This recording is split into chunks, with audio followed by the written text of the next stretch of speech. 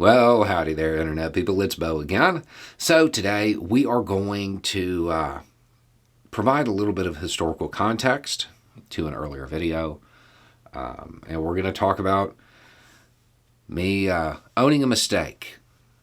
I'm going to own a mistake in this video. If you haven't seen the Vincent Van Soup video, watch that first or you're probably going to be lost. So, why no historical reference for the soup throwers? You always provide a mini history lesson when you have a controversial take. The absence tells me there's no precedent for this. Maybe if you can't check all the boxes in your own format, it's because they're just entitled little girls out on a lark. It's just a thought. I gotta be honest, when I first got this, I was going to do the snarkiest video in the world.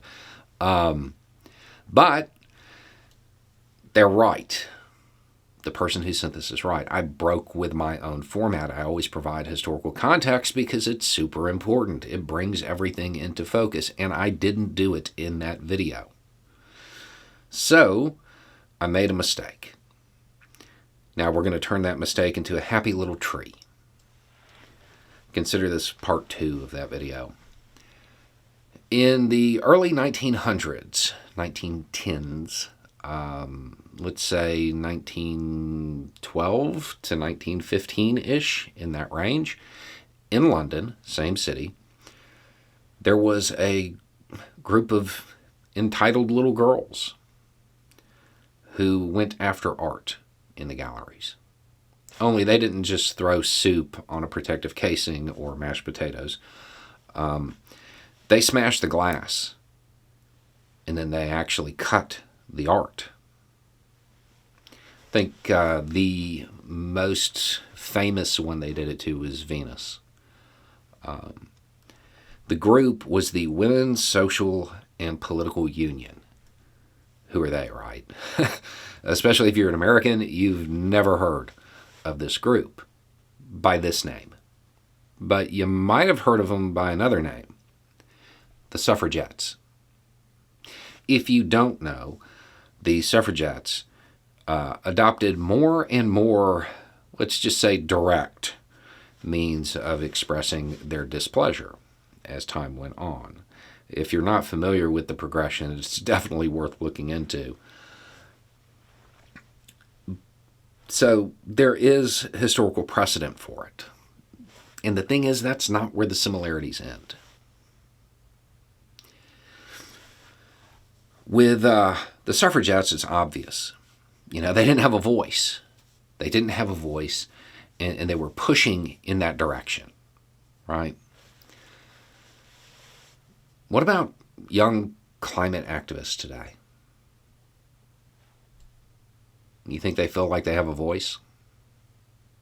Probably not. They've sat there, they've read everything, they know the information, but their politicians are focused on the bottom line rather than what is probably the most important topic of our times. When people feel like they don't have a voice, they lash out. Right or wrong, that's what happens. And to paraphrase somebody much smarter than myself, I can't condemn the lashing out without condemning the conditions that cause them to lash out. They're trying to get attention. It's working. It's sparking conversation. The reason they're doing this is to draw attention to climate change. That's what's happening. Is it the best tactic? I don't know. But it's not without historical precedent. It's also worth noting that in an interview with one of the people involved with the Van Gogh painting, I think they intentionally referenced it. I don't know for sure, but they talked about how disobedience had given them the right to vote. And I think that was a reference to it. I mean, it may just be coincidence, but it seemed to me like they might actually be referencing this tactic being employed by the suffragettes.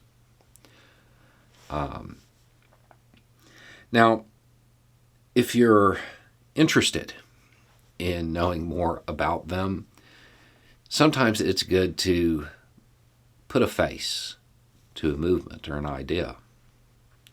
So if you were to hop on Google and type in surveillance photograph of militant suffragettes, you'd get images.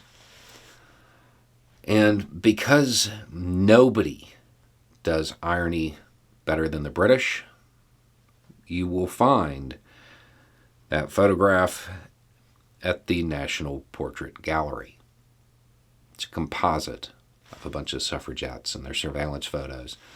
And it includes some of those who went after the artwork in the galleries that they're now in. Anyway, it's just a thought. Y'all have a good day.